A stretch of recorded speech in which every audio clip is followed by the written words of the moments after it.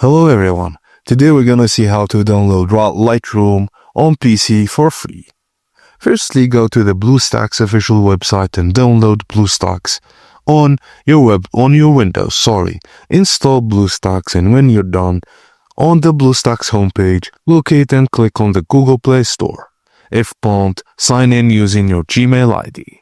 In the Play Store, search for Adobe Lightroom. Click on the install button and wait for the installation process to complete. Now, all you have to do is to access Lightroom on your PC. Open Adobe Lightroom inside BlueStacks. An optional step, create a shortcut for Adobe Lightroom on your PC desktop for quick access. And that's it, guys. Now you can edit your photos using Adobe Lightroom directly on your PC. And that's it, guys. Thank you for watching, and please don't forget to like and subscribe for more.